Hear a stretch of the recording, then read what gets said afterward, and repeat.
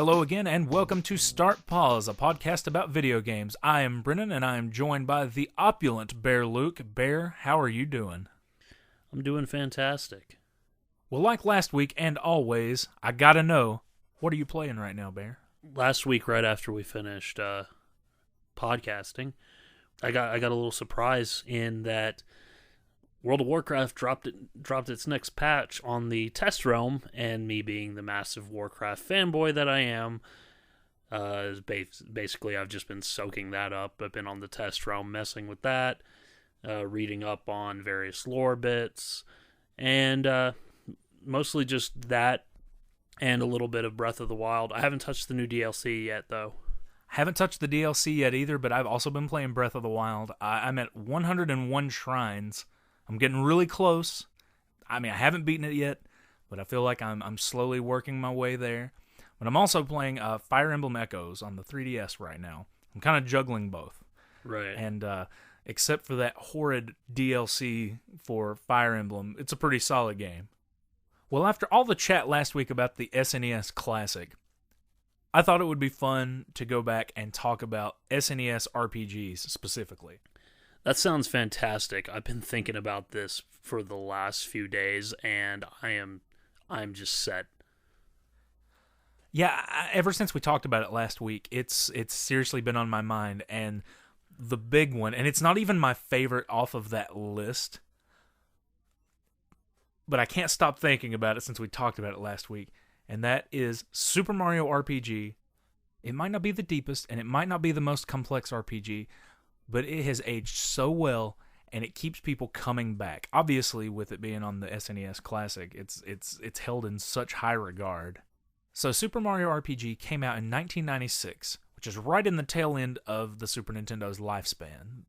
The N64 would come out later that year for the holiday season.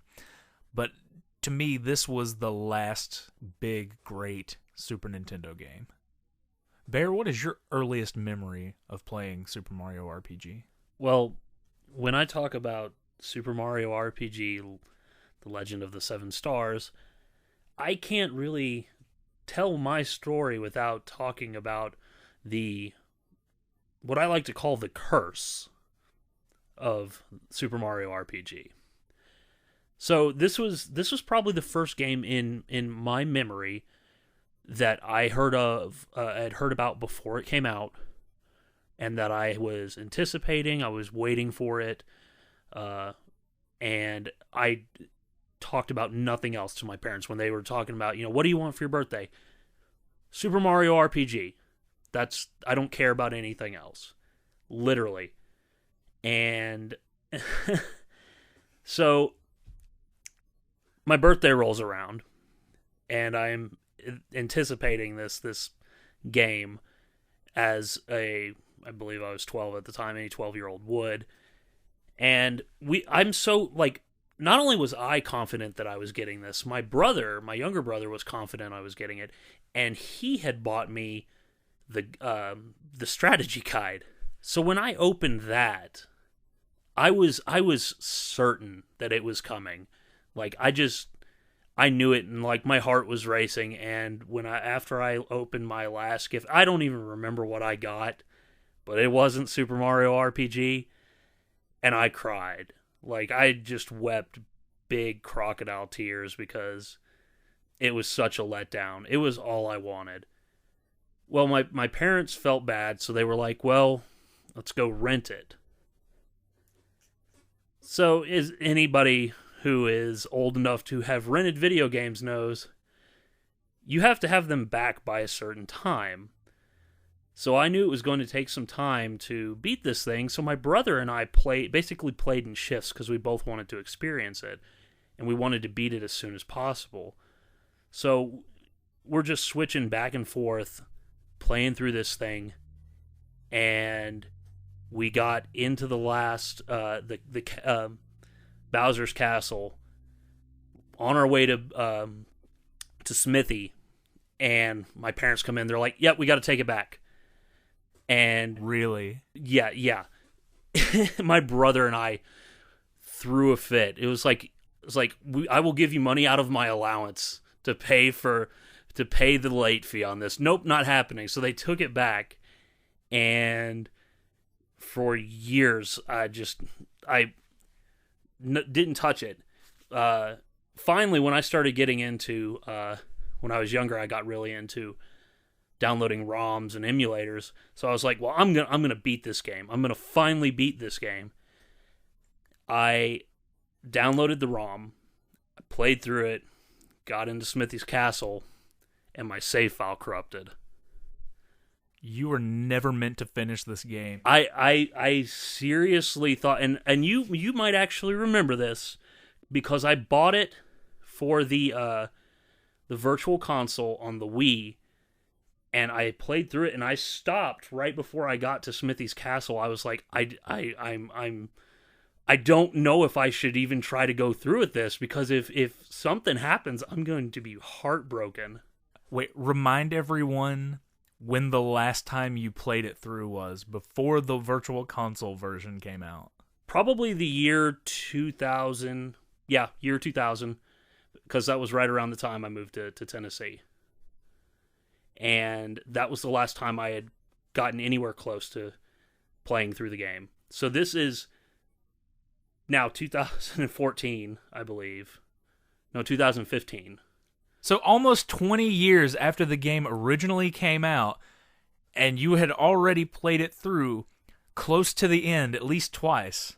Yes. And it took you 20 years from the original release, close to 20 years. Well, and when the reason I started to say it was in 2014 that I played, that's when I actually started that playthrough. I stopped for a while, because I was convinced that I was not meant to beat this thing. And it was a couple summers ago, I finally just said, "Nah, I'm gonna do it." I mean, if something happens and I don't beat it, I'm never gonna touch this game again. But I finally did it.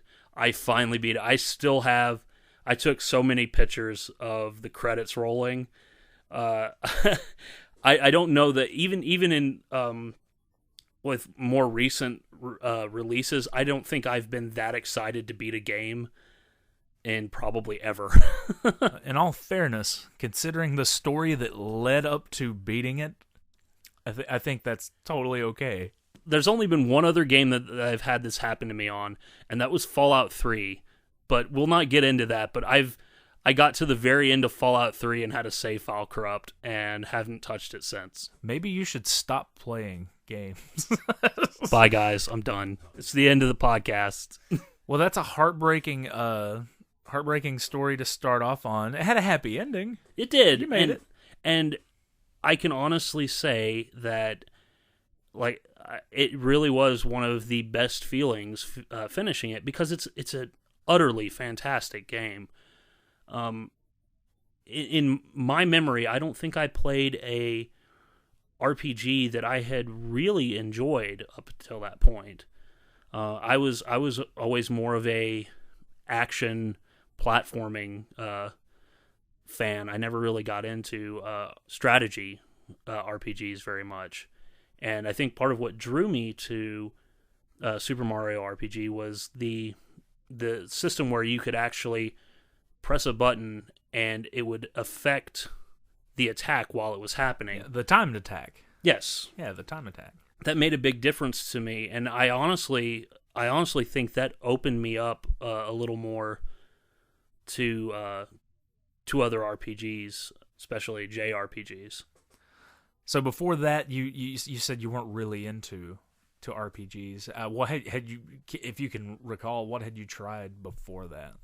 Prior to that, I think most of my RPG experience was actually on the Game Boy. I had played Final Fantasy Legends 2. It's if you've ever played it, it's not a great game. No, it's not. It's a very boring combat system, and a lot of my JRPG or more traditional RPG experience, like I said, didn't come until after Super Mario RPG.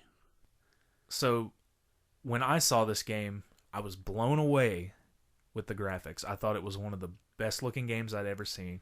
It was a Mario game, and up to that point, every Mario game I had ever played was just wonderful. couldn't say a bad thing about it. Mario's missing probably because that was one of those educational Mario games. So Super Mario RPG, I thought was one of the prettiest looking games, and it was a Mario game. So that's all I needed for it. Oh, absolutely. It was all I cared about. Fantastic looking. I can remember it. Coming out, and our video store at the time got one copy of it. And growing up, the only way that I really got to play things was by rentals in the middle of the year. And if it was Christmas or my birthday, that was the only time I really got to buy games.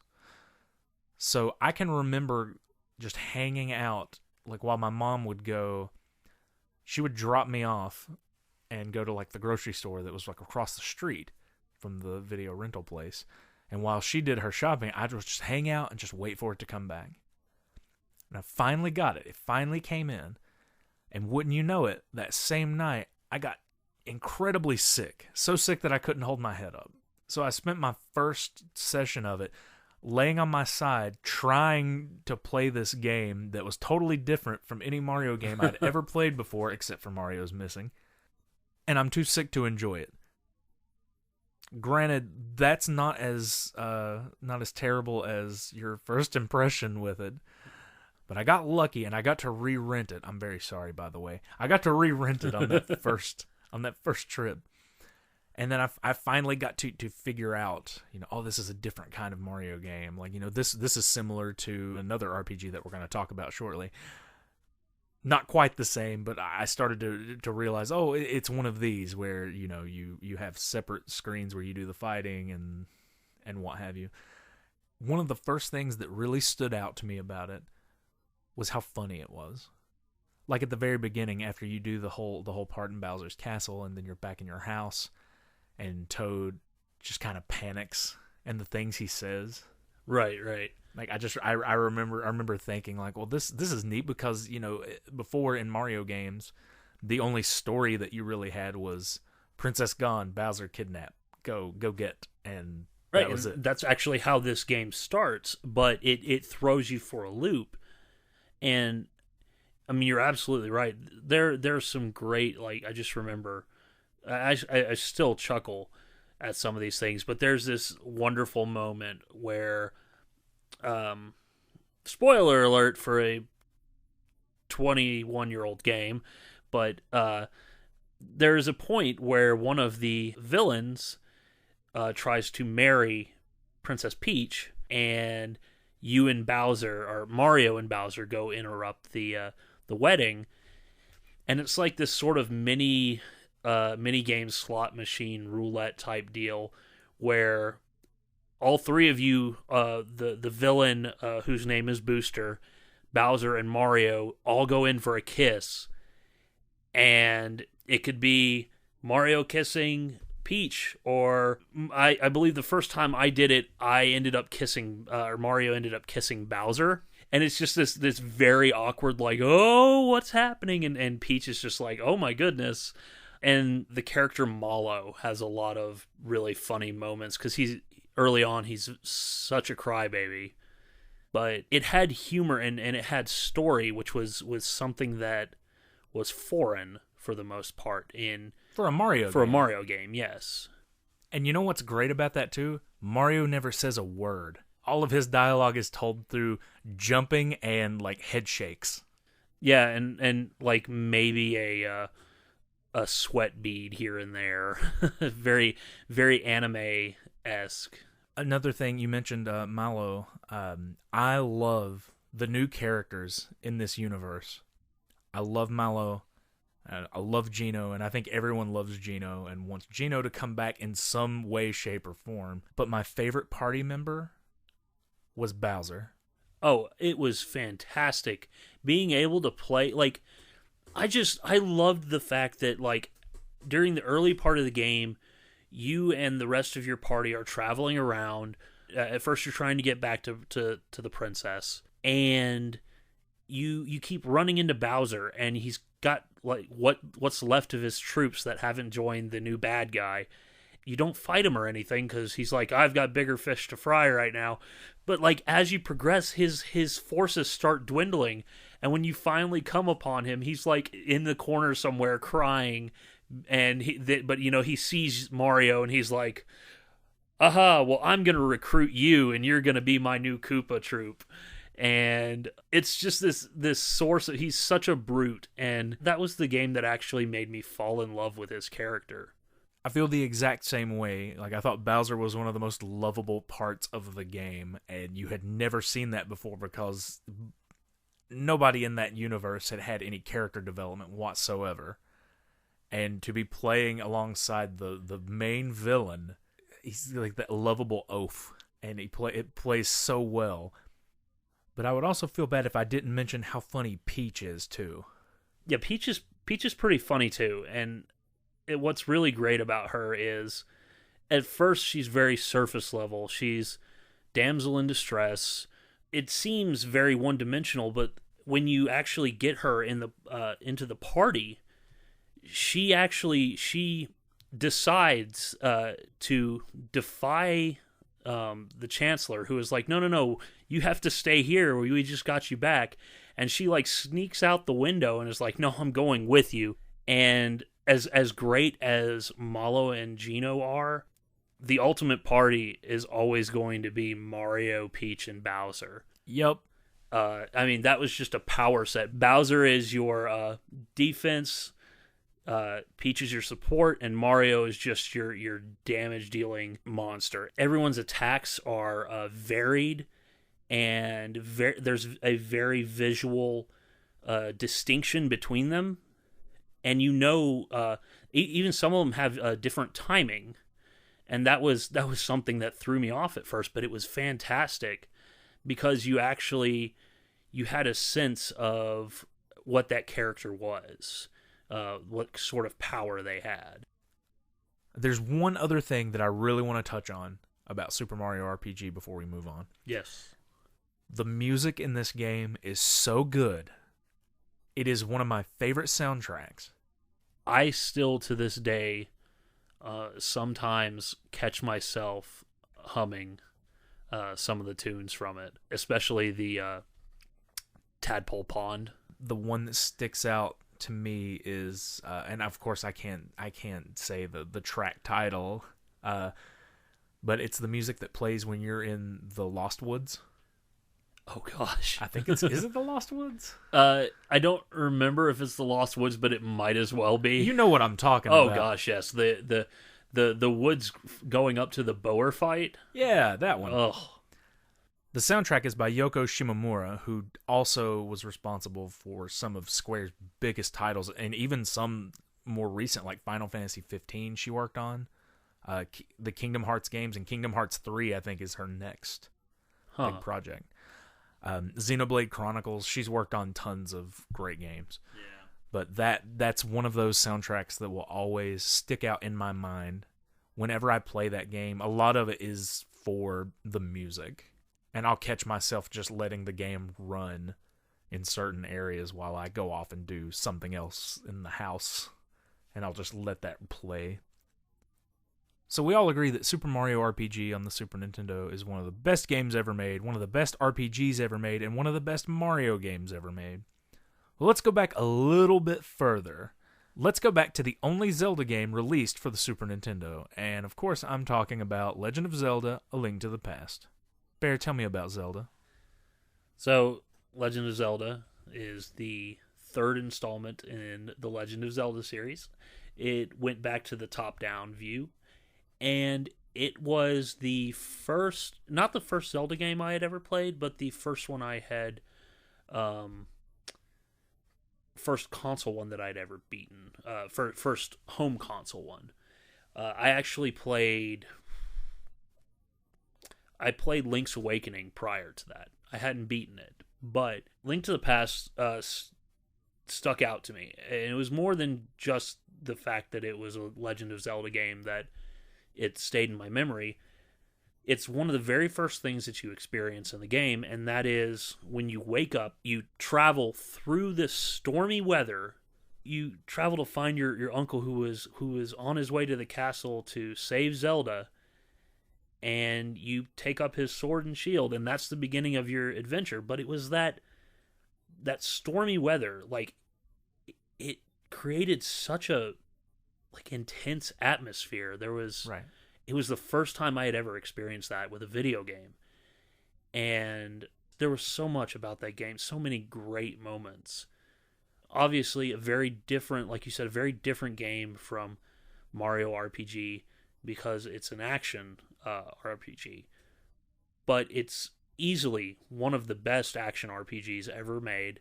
It's one of the best Zelda games ever made. Yeah, A Link to the Past is my second favorite Zelda. Ocarina is my absolute favorite, and I think a lot of that is just childhood attachment to it. But I absolutely loved Link to the Past, and I think that was the first Zelda game that I played, and one of the first Super Nintendo games I had ever played. And having that freedom to walk around the map the way you could. I mean, that blew my mind as a small child. Like, you can just go wherever.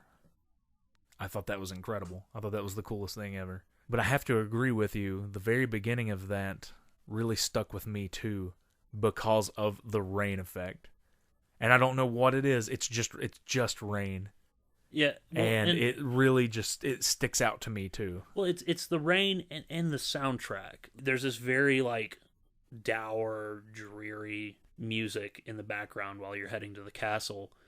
And then when you get inside the castle, there's this really regal sounding music. It evokes, images of knights and all that medieval stuff.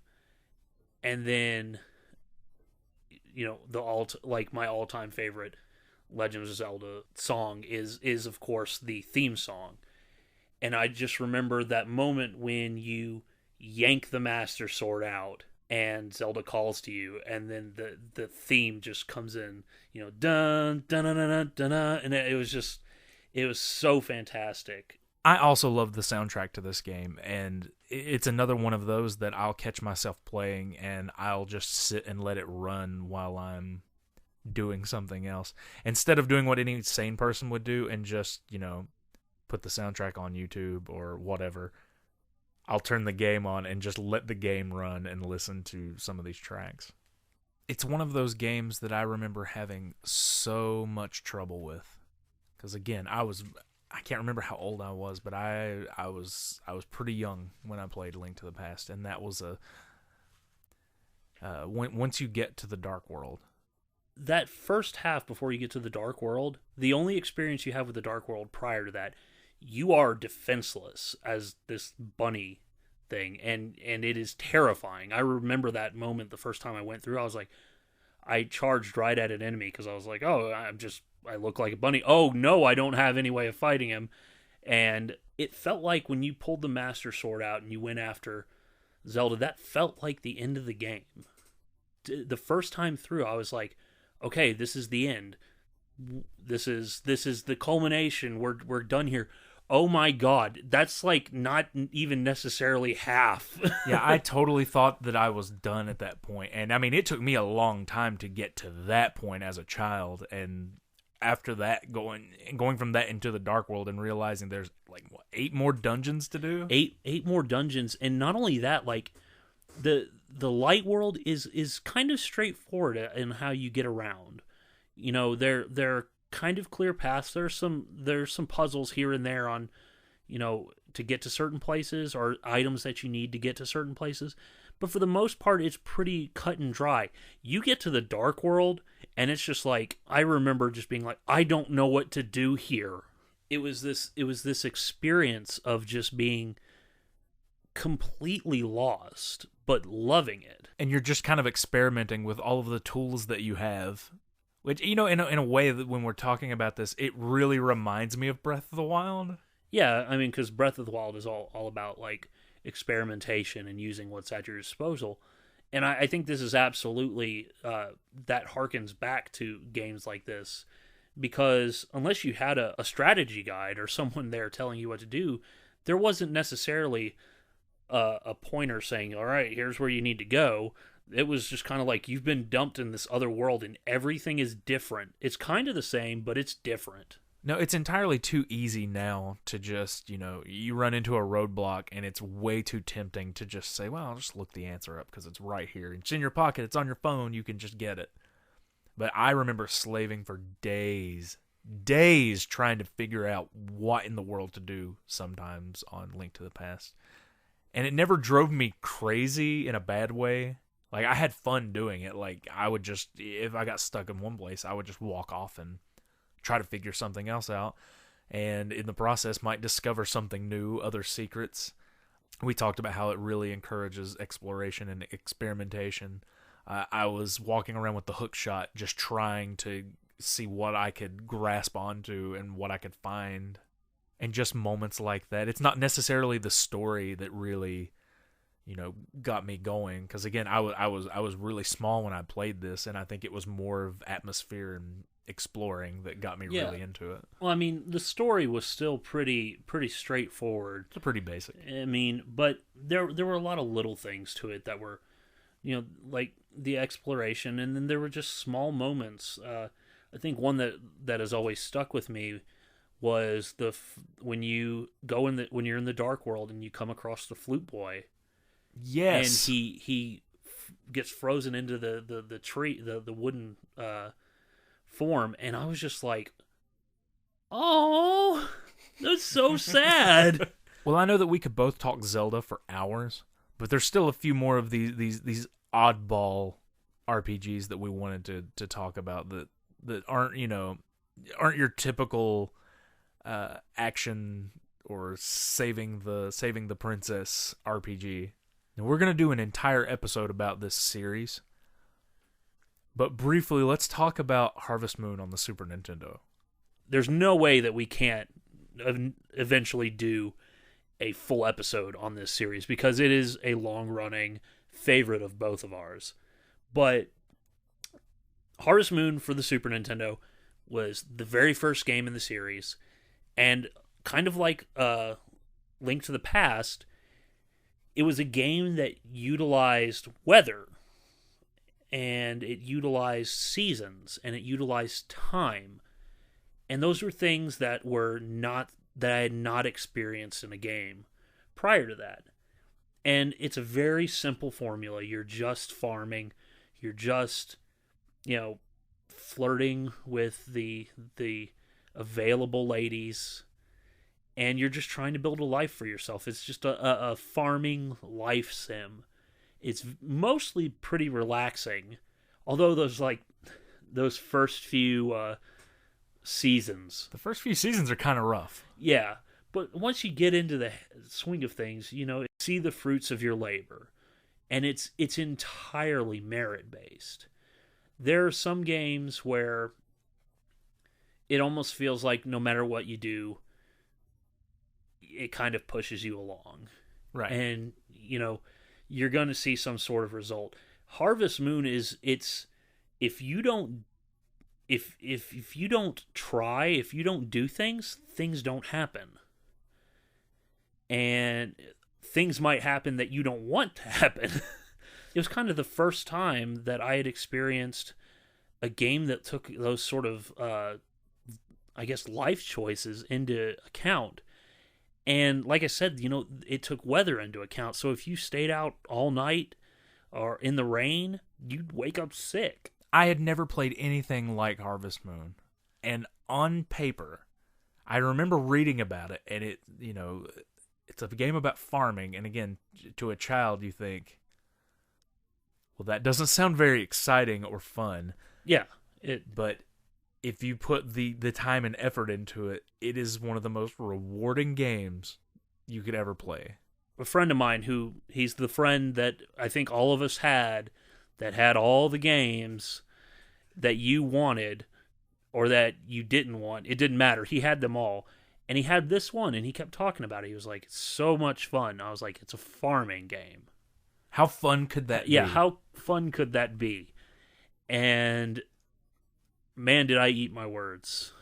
It's left such an impression on me that even when I play games now, and I tend to gravitate towards the sprawling open world either MMOs or single player game. It doesn't matter, but I like those big open world games. And I'm just like, man, I really wish that there were, the passage of time made a difference here. I wish that, one day you would get up and there's snow on the ground, and Right. that, changes how things, you get around. Breath of the Wild was fantastic for weather effects, like to the point sometimes where it was annoying. Rain keeps you from climbing up surfaces, but there it still doesn't have the passage of time. And if somebody would make a good game with weather that matters and time that matters, I'd be sold. I think for me, the big appeal for Harvest Moon is you built this. This is mine. This farm. This is something Right. that I put this work into, and I get to reap the rewards of it. Well, before we wrap this up and put a nice little pretty bow on it, I've got one more game that I really want to talk about, and I promise I won't ramble. I won't go out into the weeds. I have to talk about it. This is my absolute favorite game. Not just RPG, but it's my favorite game. If I had to pick Desert Island game, one game, it would be this one, and I never get tired of it. Hong Kong 97. Oh God, I can hear it. If you don't know what we're talking about, look up Hong Kong 97 on YouTube later. The one game I really want to talk about is Earthbound.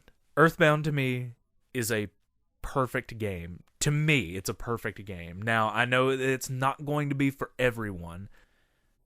I myself have not actually played Earthbound. I own it on Virtual Console. And it's one of those games that's like, it's on the list of things I need to play. It's an odd game. And I actually can totally understand why someone would look at this game and go, this game is stupid. Or they would play it and go, this is stupid. This is a dumb game. This game came out in 1995. I was 9 years old when this came out. I didn't know anything about it. And this ad in Nintendo Power was like a scratch and sniff ad. And the tagline in the ad said, this game stinks. And of course, I scratched, I sniffed. It was disgusting. But it looked so weird that it stuck. I remembered it. I remember smelling that terrible card. And then I also remember going to the same video store that I mentioned earlier, talking about Super Mario RPG. And they had the box for it there. And I thought, I remember that game. I remember that's the one that had the stinky ad. And just as an aside, that is brilliant marketing. It is now. It was considered a really bad move by the suits at Nintendo at the time. I'm sure, but it just the fact that it, or at least that's what they say. They blame it on that. The marketing. Right. But just the fact that that was what stuck in your head, and when you saw that game in the video store, you were like, that's the game that stinks.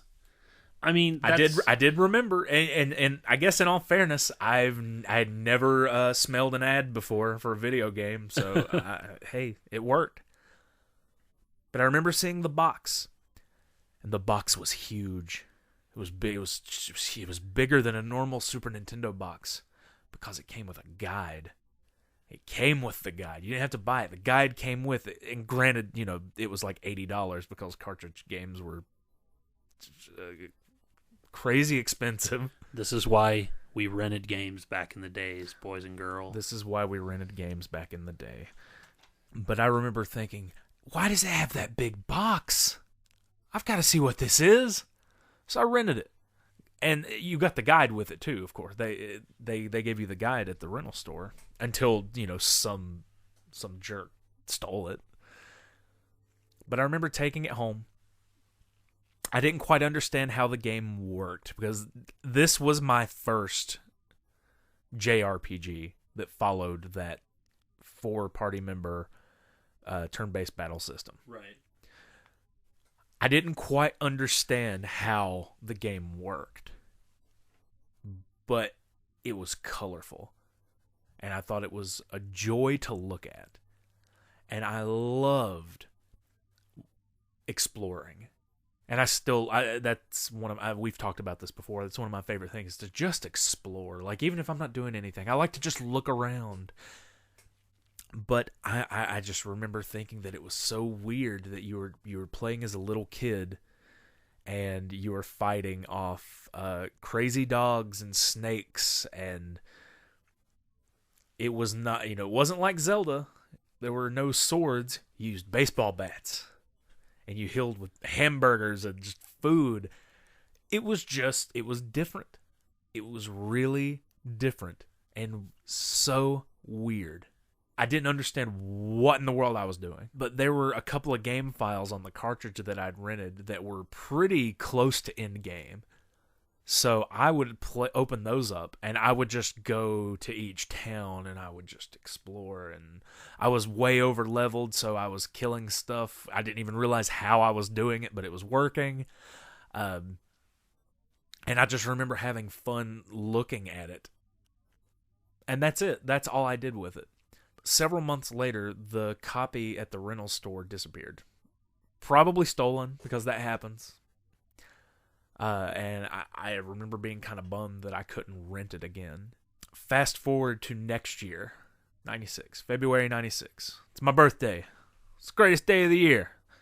Get all this money. And I remember being at a KB Toys, and I saw it, and I remembered that's that cool game that's really weird, and you get to play as little kids, and you just go explore. And I said, I'm going to buy it. This is what I want for my birthday. So I bought it, and I took time to learn how it worked. And I fell in love with it so much harder once I figured out how to play it properly and experience the story. You know how in a lot of RPGs, there's tons of NPCs everywhere. And, right. Back in the day, like when you played something like Dragon Quest, you had to talk to those NPCs to figure out what was going on. Well, you had to do that in this too, but you've also got your useless NPCs that might tell you just nothing. They might have some quip or whatever. Earthbound is the only game where I have talked to every NPC, and I do this every time I play. I talk to every single one every time that I play it, because it's just so odd. I can't help but love it. I have explored every inch of that game. And again, this is the first JRPG that I've played with that battle system. Once I got the hang of how it all worked, like I there was nothing like it. And I think that was the beginning of my love affair with RPGs and JRPGs in general. And it's because it was different. It was weird. It was colorful. It was different. And every little thing just stuck out to me. And it went from weird to just completely off the deep end weird. But it also made sense. Like, I was able to follow the story all the way through, and it left a huge impression on me.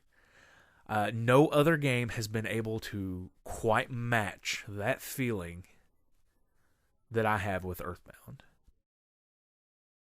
I think it's a testament to the appeal of this game.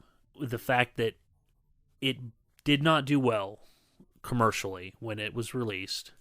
It was considered a flop. And back in the day, you could basically find these in bargain bins because no one really cared about it. Now, trying to find a cart, an Earthbound cart on eBay, it's going to set you back a little bit. Trying to find a complete in package, or even just one with the box in general, that's really going to set you back. And it's because it has that lasting appeal. And this is me saying this, having not played it. If I see it somewhere, I'm automatically drawn to it just because I know the following behind it. And like I said, this is one of those things that eventually I am going to play it. But it amazes me how the love for this game has taken it from being one of the black sheep of the NES family to just being one of the all-time classics. So much so to the point where characters from it have made appearances in Smash Brothers. That appearance of Ness in Smash Brothers, I think, is one of the only reasons that Earthbound survived. Like, I know that Nintendo ignored it for the longest time, but I feel like Smash Brothers had a big hand in, introducing it to a new audience, like wondering, where did this character come from? And for the record, when I played Smash Brothers for the first time and realized that Ness was in it as an unlockable character, yeah. Because I thought that was as close as we were ever going to get to having another Earthbound game. It's not, obviously it's a totally different game, but this is the first time I've seen Ness outside of the regular game, you know what I mean? Right. And of course, there was Earthbound 64 was going to happen. I won't go into this whole thing, but got canceled. Broke my heart. I was devastated. Couldn't wait. That was the one game for the N64. If I could have had that one, I would have completely traded the rest away, and it never happened. I've got one last thing that we're gonna do. This is the Earthbound guide. Oh my gosh. In pristine shape, I might add.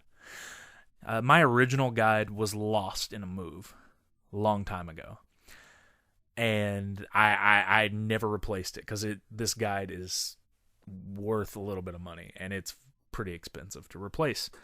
My lovely wife, for our first anniversary, bought me a near mint guide to Earthbound.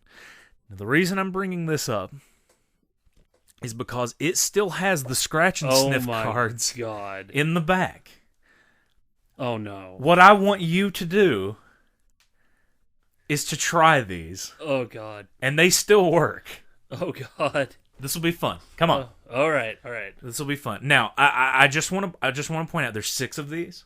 Okay. There's the Carbon Dog, the Shroom Boss, okay, Mondo Mole, the Bubble Monkey, Ness, and a Green Cloud. And I'm pretty sure the Green Cloud was that ad that I smelled. So, Bear, if you will, why don't you? I'll even let you pick. I'll let you pick the order, but you got to do this. All right. I will do this, but do this for me. All right. Okay, so I'm gonna start with the hot dog.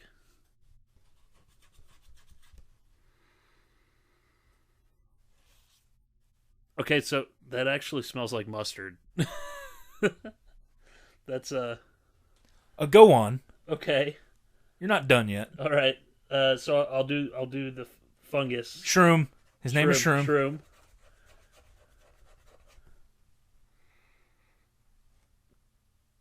That smells like a mushroom.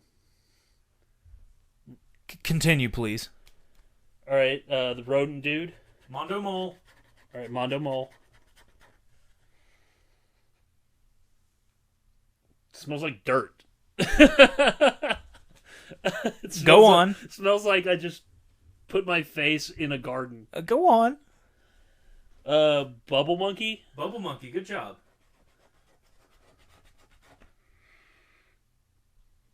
That smells like banana runts. Okay. Ness.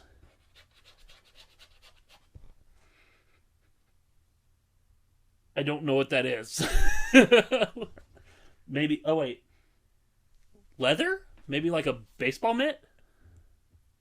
Maybe. I'm not quite sure. I can't put my finger on it. Yeah, that's a tough one. But now I want you to do this one. I want you to do the big green cloud. I don't want to do this. Oh god. They all smelled so real.